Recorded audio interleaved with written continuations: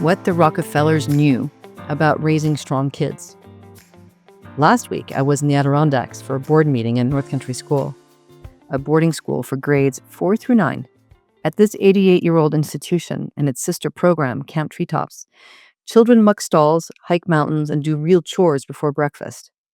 No uniforms, no performative polish. Abutting a state forest preserve, its 312-acre campus is a working farm, with vegetable and flower beds, a chorus of barn animals, and the rare sound of kids who know how to entertain themselves without screens.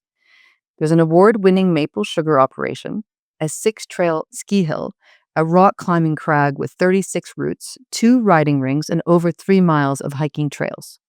It's also a place where sugar is the ultimate contraband. No candy, no soda, no sweets except for rare celebrations. The biggest rule you can break isn't about curfew or grades, it's sneaking a Snickers onto campus. Funny thing is, when getting caught with candy is your worst fear, you don't even think about alcohol or drugs. It's the kind of place that feels almost subversive today. When I heard the students talk about what they wanted out of life, what they loved about the school, and what it was like living without cell phones and social media, I was awed. I want to be a leader without abusing power, one student said. I want to stay outdoor oriented, another added. I love the horses, the sheep, the chickens, and pigs. When I go home, I'm the only one who comes up with ideas on how to have fun. I watch my friends spend hours scrolling. I remember that feeling. Coming home from camp and being the weird kid who wanted to climb trees instead of playing video games. The board meeting dragged on for hours, but somewhere between watching a 4th grade writing class and the trustee orientation, I fell in love with humanity again. The kids were rugged, creative, and radiant in that way that comes from being trusted with responsibility. They weren't performing for adults. And as I watched them, I understood something about my own upbringing and why this place feels like home. Suddenly, I was 13 again, crying on the last day of camp. 7 weeks wasn't enough. My mother went to the school, so did one of my brothers. I got the camp, and still it shaped me. Years later, I watched my own son go through the same transformation. At camp, his heart was open. He could be himself. Within 24 hours of coming home, I watched him start to close up again. North Country School and Camp Treetops were founded with the support of families like the Rockefellers who wanted their children to know how to live. I spent summers there barefoot, singing folk songs after every meal. The food tasted incredible, maybe because there was no sugar. Today, I'm convinced that we shield our kids from discomfort, but drown them in sugar. North Country and Camp Treetops do the opposite. Those early families didn't send their children here to perfect their resumes. They sent them to muck stalls, weed salad beds, build fires, wash dishes, and climb trees. Even a century ago, they sensed the danger of coddling. The shirt sleeves to shirt sleeves proverb wasn't just folklore, it was a warning. Privilege without purpose creates weakness and decline. That's what I saw so clearly in the Adirondacks. An antidote. Those early families entrusted their children to Walter and Leonora, or Leo, Clark, who founded the school in 1938, guided by the educational philosophies of John Dewey and the progressive education movement, championing child-centered learning and learning by doing. This pragmatism, combined with values such as community, character, hard work, perseverance, curiosity, and environmental stewardship, sit at the heart of the mission. It's about becoming a whole person, resilient, confident, with the knowledge, skills, and values to lead fulfilling and productive lives while contributing to a more sustainable world. One alumnus told us he'd hated school before North Country, but here learning meant doing, feeding chickens, herding sheep, hiking the Adirondack Peaks.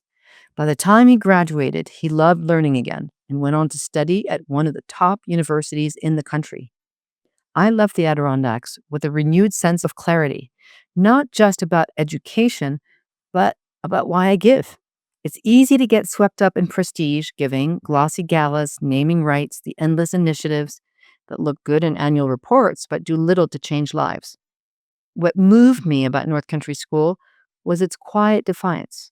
It isn't trying to impress anyone, it's trying to raise resilient humans. That's the kind of philanthropy I like. True privilege isn't about insulation, it's about exposure to the elements, to imperfection, to real life. This trip also reminded me why I started writing The Pressures of Privilege. The pressures don't just come from outside, they come from within. We've become too fixated on constant comparison. We've lost our grounding.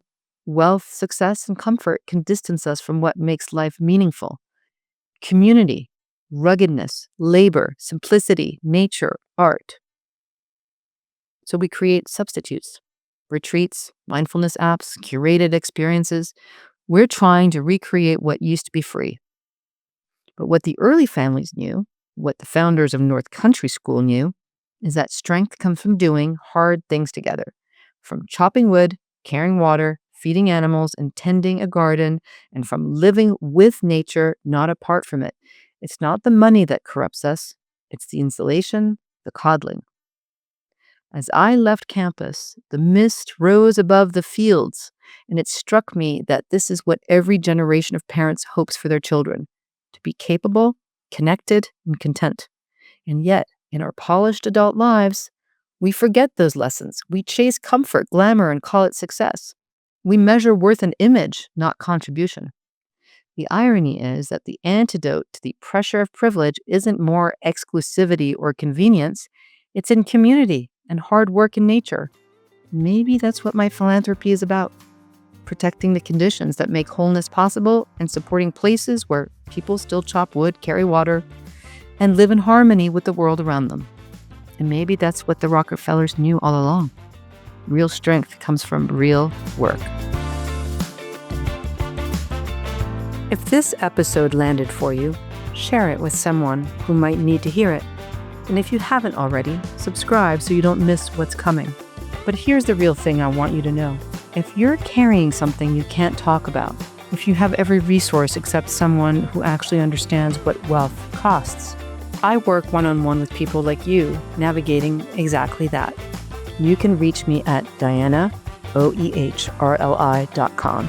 Thanks for listening.